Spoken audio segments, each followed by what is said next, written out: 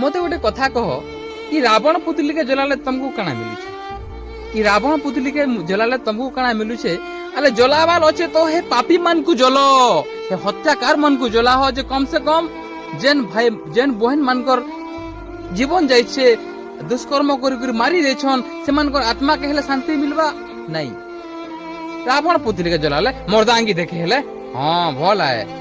सीता के चुरे नहीं थिला रावण जे ताके हमें जलुछु काना मिलवा पुत्री जलाले रावण काना करथिला सीता माता के हरण करथिला तो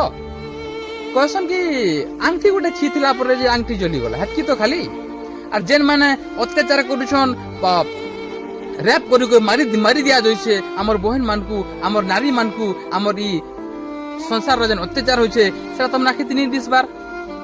तुम हेतकी जोगटा जे करि पारुछो नहीं देखला राम के जे तार सीता के धरला बोली ता पुतली के जलो छो तुम्हार माइंड हेटा नहीं न तुमको तो इटा मजा लागुछि नी के पुतली जले कर मर्दांगी देखे हेले फेल है जलाबार अच्छे पापी मान को जलो जदि भूल कहनी बोले माफ करबो भल कहूछ बोले कमेंट करबो।